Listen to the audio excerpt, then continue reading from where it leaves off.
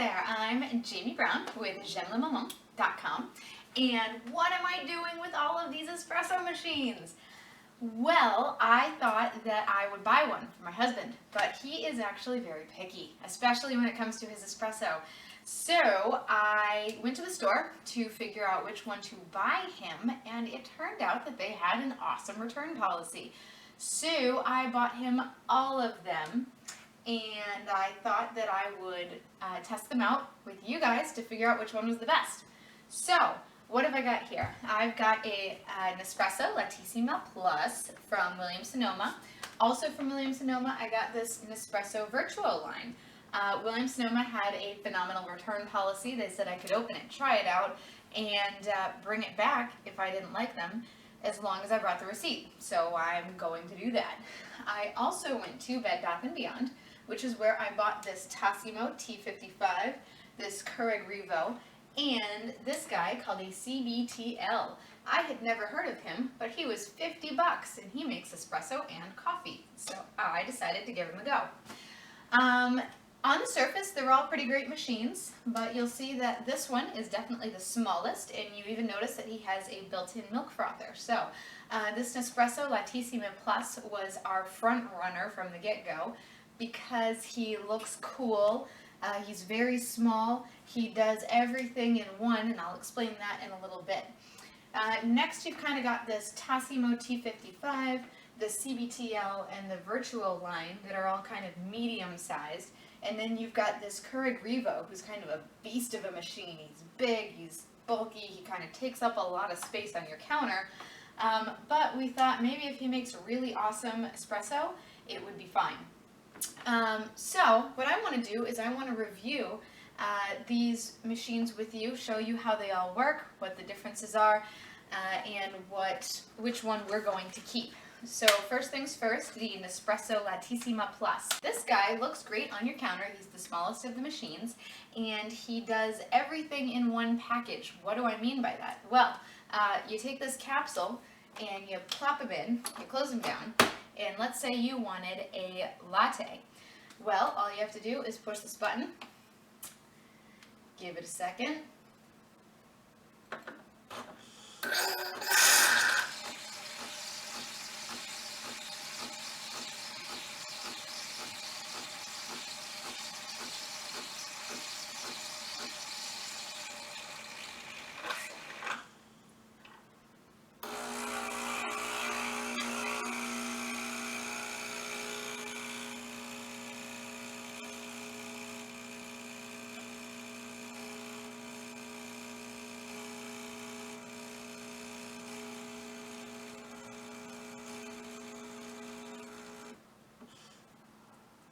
And there you have it.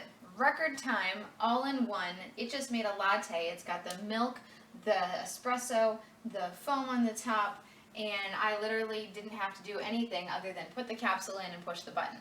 And that's the only machine out of all 5 of these that will do that. It's also, as far as I know, the only machine made by Espresso that does that, where you push the one button and it just makes the drink. All the other guys either have a separate frother that frosts the milk and then you have to pour it in, which is just a pain in the butt, or they don't have a frother at all. They might rely on a milk frothing pod thing, or they might just assume that you don't like milk. I don't know. Anyway, this guy is awesome because he does that. Other reasons he's awesome are his capsules are made of aluminum, so that's supposed to leach less flavor into your coffee than if it was a plastic capsule. And I drink decaf, and he had a pretty good selection of decafs. He has a decaffeinato lungo, which is if you're going to make a long pour, a decaffeinato normal, and then a decaffeinato intenso if you really like an intense flavor in your espresso. What I just made was a standard decaffeinato. So all in, I like this machine. Another great thing is that you can pull this guy right off. This is your milk capsule, and I can stick him in the refrigerator so I can fill him with more milk than 1 cup. And when I plug him back in, I can make my cup, my husband can come make his cup, my friends can come over, they can make their cup, and if I still have any milk left, I can pop him out and stick him in the fridge. Again, he's the only one that really works that way. So he makes a lovely little Espresso, he's got the built-in milk frother, and he's all one nice little form factor. The buttons on here will let me make a lungo pour, so a long pour, a short pour, or normal size pour. I can make a tall cappuccino so that it adds like extra milk and the lungo espresso, or I can make the short cappuccino and that's the standard amount of milk and the standard amount of espresso. Next we've got the Tassimo. The Tassimo is pretty great. They have these barcodes on the top, and that automatically reads what I'm putting in. So he actually makes both a coffee and an espresso, and if I put in a coffee pod, it'll read it, it'll make an appropriate amount of coffee for you, or if you put in an espresso pod, it'll read it and put in an appropriate amount of espresso. Of water, so it makes a normal sized espresso. So I'm going to put that pod in, close him down, I'm going to push my button, and he's just going to go. And while he's doing that, I'm going to grab my temperature thermometer because I want to tell you guys what temperature these come out at, since I know that that makes a big difference to different people, what the temperature of their beverage is. I'm also going to make another espresso with the Latissima Plus because, again, I want to show you guys how it compares when I'm making the same drink that everyone else makes. But the capsules are full, so let me empty that out.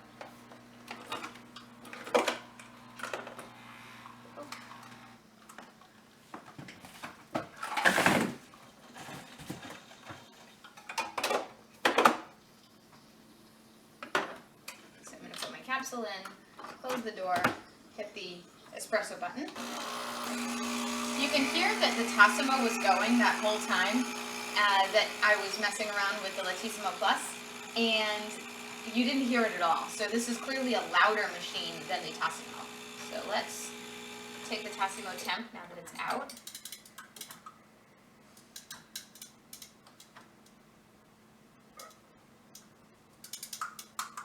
So the Tassimo is about 144 degrees Fahrenheit. That was the final temperature of the brew. The Nespresso is at 142 degrees.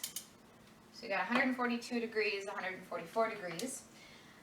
The Tassimo doesn't have much else. There's no milk frother or anything. You can make the pour taller or shorter, or you can just hit the button and it'll make it the way that it's originally intended. With the Keurig, I can't make coffee, I can only make espresso, and what's weird here is that there's literally only 4 choices of espresso that you can make with the Keurig. It comes with this awesome little sample pack that gives you 3 pods for each of their 4 types. They have a decaf, an intense, a classic, and a delicate. So delicado, classico, intenso, and decaf for your espresso. But if you don't like one of those 4 flavors, you're kind of SOL. That's really all they do. The Keurig, the biggest of the machines, has this little milk pitcher that you fill with milk. So let me do that real quick.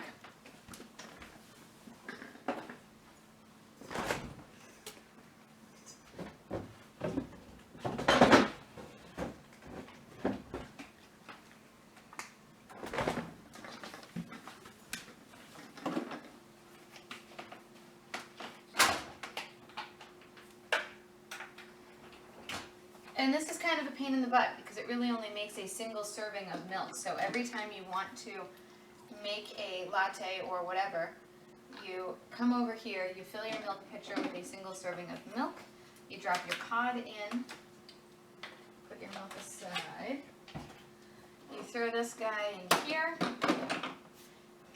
close the pod, you press go on the espresso, and then meanwhile you froth your milk. So we'll hit the, oh wait, no, not meanwhile, you actually have to do them separately, which is kind of super annoying.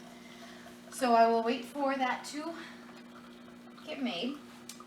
I'll take the temperature and then we'll froth our milk. I should have mentioned that the Latissimo Plus does come with this nice little variety pack. It's not every type of espresso that they have, but it's a good sampling to give you various flavors. But again, we only use one of the pods because we like decaf and they only include one type of decaf in that array. Okay, so our espresso is done. You heard that I could talk over this, so it was pretty quiet. It wasn't as quiet as the Tassimo, but it was much quieter than the Latissima Plus. I'm going to froth the milk, so I just hit the milk frothing button, and I think it'll do its thing while I take the temperature of this espresso.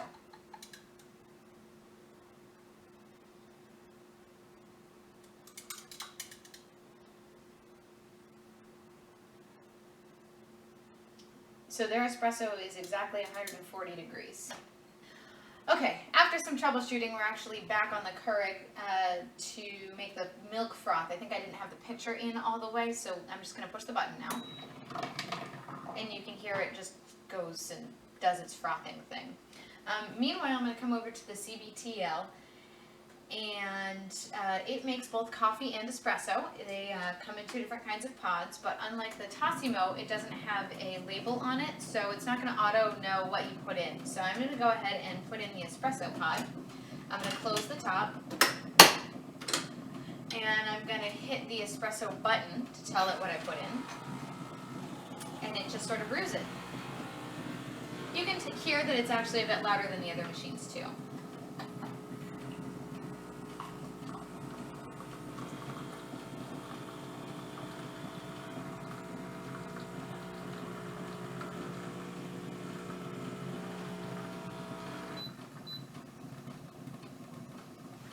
So it looks like that's done, so I'm going to take the temperature.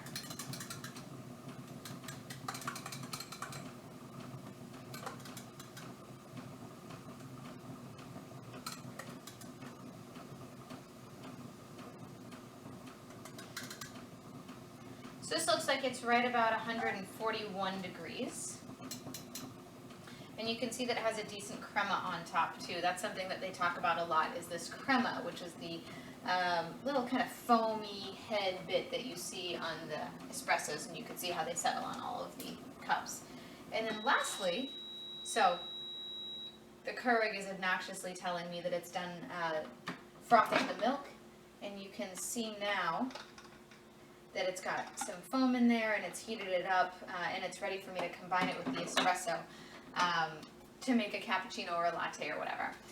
I'm not going to do that now because I'm going to do an espresso taste test for you guys, and then I will add the milk appropriately. So last we have the Vertuoline. This is the newest machine out of all of these. This was just released by Nespresso a week ago, and it's a pretty cool machine. It spins the capsule really fast to force the water through it, as opposed to all of the other guys that just heat the water and use pressure. This actually uses centrifugal force to force the water through. They make both coffee and espresso pods, and they have this really cool little barcode on the underside, so it's a very elegant looking aesthetic on these pods, and it automatically reads whether it's a coffee pod or an espresso pod, and that's about it. So I'm going to throw an espresso pod right in there. I'm going to close the lid, so I'm going to close it, I'll lock it, and then there's only one button, so I can't make a long pour or a short pour or anything like that. I'd have to get a different pod if I wanted to make a different kind of drink. So I'm going to hit the button. And you can hear it kind of whir up like it's taking off.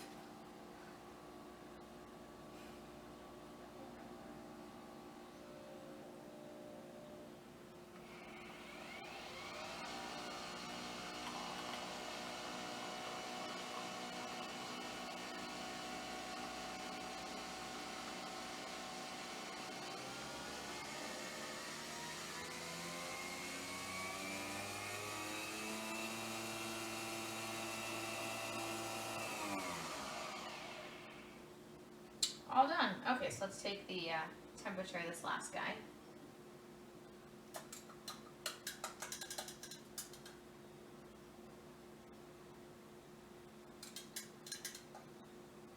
He's right about 142 degrees. So this last guy is 142 degrees, and you can see that he has, a similar amount of crema to the other guys. But if anything, he has a little bit more. So I would say he has the most crema, if that's something that's important to you. But in just a minute, we'll do a taste test. Okay, let's wrap up this ridiculously long review with a taste test. So I've got espressos out for every machine, and then I've got lattes out for every machine because that's how I drink my espresso, is with appropriate amounts of whole milk. So I'm going to start again with the Lattissima Plus. I would say the espresso is pretty drinkable, doesn't make me make a terrible face. It's mild. I can certainly taste a lot of flavor. It's got a good amount of robustness to it. It's got a lingering flavor, but it's not overwhelming. It's not super bitter. I'd say it's pretty well balanced compared to the Tassimo. The Tassimo, you can definitely get that plasticky flavor from, I think probably from the pods. But again, the Tassimo actually has a good selection of pods. I'm drinking the Javalia Decaf House Blend, but you have some other options there, so it might just be the one that I've chosen. It's very sharp, and it's got a little bit more bitterness to it than the Lattissima. The Keurig doesn't taste as plasticky as the Tassimo. It's also mild, well-rounded, but it's got a little more bitter flavor than my current favorite, which is the Latissima Plus. It's almost acidic. It kind of tastes, you've got kind of some citrusy notes in there.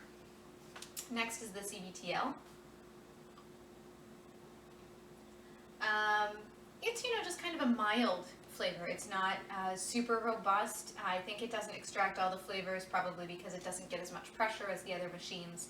But I would say that if you're not looking for a super intense espresso flavor, this is probably a good option. And then lastly is the Virtuo line by Nespresso. And there's definitely a strong flavor there that none of the other machines have. It's hard to place, but it definitely has a stronger aftertaste. It kind of lingers in your mouth. You kind of taste it in the back of your throat. It's definitely acidic, and I wouldn't say that it's something I enjoy. So I would say that the Tassimo is probably my least favorite, then the Virtuo line. Next is of my least favorites from bottom to top would be the CBTL, only because this flavor is just not as intense as I like it. Then the Keurig, and then the Latissimo Plus is probably my absolute favorite.